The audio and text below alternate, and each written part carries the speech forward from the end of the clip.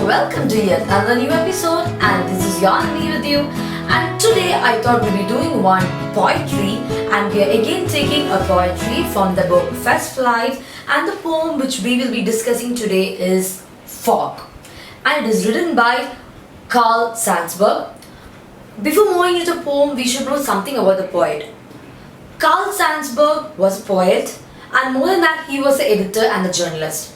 He's an American poet, and when you read a poem, every single poetry will have inner meaning. If you can just look into this poem, it's just 21 words, and 21 words with just 2 sentences.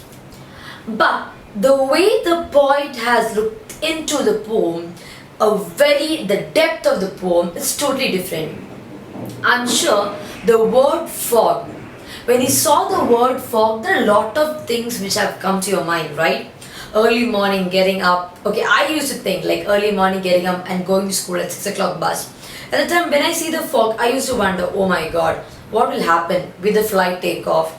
Okay, what can happen? It would be a problem for the drivers. So fog has a negative part, like will it create accidents? In another part, if you look, oh my god, when you see a fog, it's so warming, you feel so happy, you feel so cool. But there's also one more thing, especially in certain cities where it is completely polluted and there's smoke, and then you have a fog that's called a smog. I hope you know that. If not, add to your vocabulary. So, all of us have seen fog, but no one might have done a comparison like how Carl Sandsberg done. Out of all the poetry what I've taught, I love this poem. Because I love this poetry because the way it go into the depth of each and everything, it is actually so marvelous. So let's begin by reading the poem, and then I'll tell you the literal meaning and we'll do a critical appreciation. Now you may think, why critical appreciation? We need it. Because the way the poet is thinking and the way our thinking is be totally different. So we'll move on to the poem. Yes. The fog comes on little cat feet. It sits looking over harbour and city, on silent haunches, and then moves on. See, the arrival and departure, it was quite quick, right? You might feel every day I've seen the fog, but did I ever compare some with something? But the poet did.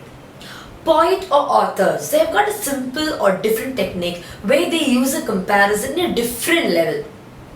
Over here, you can find the poem. The whole poem is metaphorically compared between the fog to a cat. The fog is completely compared to a cat. You might think both, you know what's the technique of metaphor, right? With totally different things are being compared. And that's what the poet has done over here. So we'll move on to the lines. The fog comes on little cat feet. The arrival of the fog is being compared to a cat. If you have a cat as a pet, you might be knowing. The cat always walks on its paws and it's very soft. So it doesn't make any sound. So very silently, it moves and enters your house. In the same way, the arrival of the fog, nobody notices. So just like how the cat is sitting there, or like how God is watching us, the fog, what does it do? The fog comes and it's above our head, and as the fog is looking around and checking if everything is okay. Over harbour and city. So it's looking the harbour and city. So it's like the land and the sea.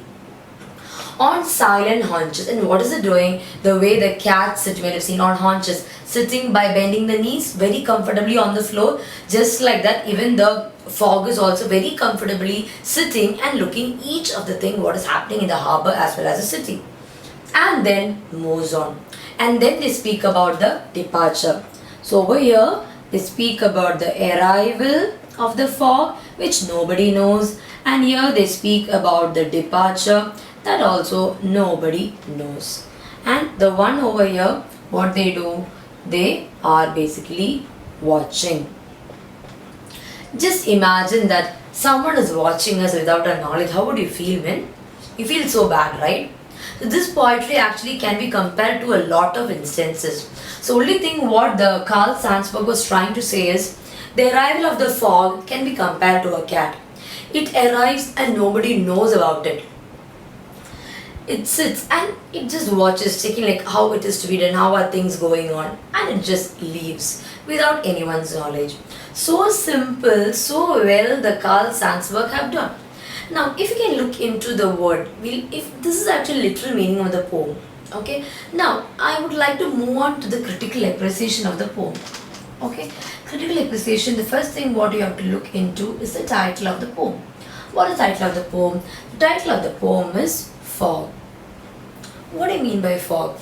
Fog means basically you know that it's the droplets of the water, right? Now you know that it contains droplets of water and which is actually around the area. Now, fog can symbolize a lot of things. Fog comes and goes. It is also said few of the people, few who critically appreciate it, they have said the fog can be compared to a life or the problems of a life.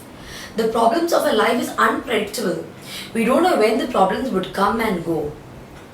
But you should have one thing. If you have the confidence that everything is going to be perfect, you'll be able to overcome and then you can be able to shine overall in the end of the life.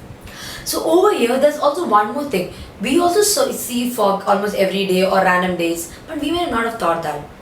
Fog also shows something which is hidden. Just imagine we are traveling and if there's a fog, we won't be able to see the other side properly. You know, many accidents have occurred because of the fog. You won't be able to see the other side. This hidden. What if I hide my face? Okay? So it can also be there are a lot of people who smile who always hides the problem inside. But they always smile. It's normally said, right? Those who smile and laugh around will be those people who actually cry a lot inside. That's true, I feel.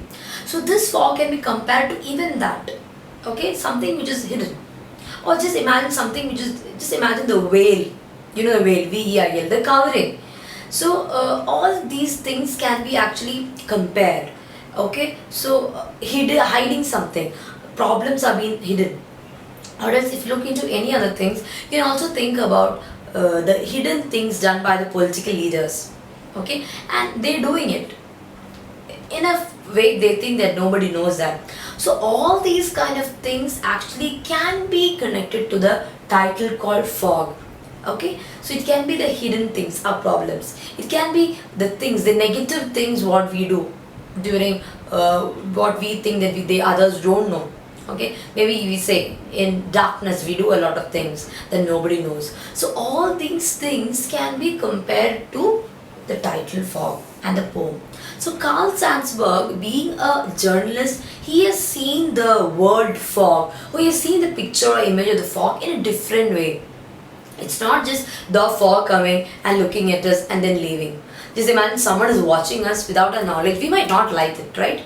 So see the different perspective the poem is brought in. So if we literally look into the poem, we just know the fog comes in very silently, watches over us and goes. But if you look more into the title and all, we can see there are a lot of things, the hidden things lying behind the thing. So this is more about the poem. So now we will actually move on to the poetic devices, the important poetic device which can be discussed in the poem, fog, and then a few important questions. Okay. Now we move on to the poetic devices of the poem. The first poetic device is metaphor. I already discussed. The poem, whole poem fog is actually a metaphor to cat. Okay. It is being compared to different things. You know what is metaphor also, right? Two different things are being compared. Now enjambment. If you can look into the poem, the third line, it sits looking, and after that there is no punctuation, and the next line also there is no punctuation, and then only after the fourth line there is a full stop. So enjambment is basically a continuation of a series of poetic lines without any punctuations, and the punctuation mark after third or fourth line, it's called enjambment. Personification, you can say the fog silently haunches sitting. Fog cannot sit. So that is actually personification, where human qualities attribute is given to an non-living thing. Okay, and there's no rhyme scheme. That's the reason why I've written here free verse. So these are the important questions in the poem Fog. So now we move on to the important questions. There are a few questions like this. What does Sandberg think the fog is like? The fog is like cat. How does the fog come? The fog comes very silently without informing, very silently and calmly it comes. What does it in the third line refer to? It is again the fog. Does the poet actually say that the fog is like a cat? Yes, it says. The comparison is a metaphorical poem, so it's comparing, telling that the way it comes and the way it sits and watches around and the way it departs is exactly like the cat. So there's also another thing like what are the three things we can say which can be completely compared with cat and the fog. So first thing will be the fog enters very slowly, and the fog, the way it is watching over the city, cat also watches. Third point, it moves very quickly. Okay, so these are the three things how you can compare the fog and the cat. So I hope the poem was very useful for you and you understood that. So basically, fog means what? Fog is basically the tiny drop of tiny water droplets. Now, the way the approach of the fog is also very silent. Okay, and it can also be connected to the problems in your life, which is unpredictable. Okay, it just comes into your life and then it just create a commotion and then it leaves silently. We don't know when it comes. So life is unpredictable. So if we can look into the theme of the poem, we can say the way the nature is being brought in by the poet. So this is basically the poem fog. I hope you like the video. Do subscribe, share and like with your friends. Thank you so much and have a good time.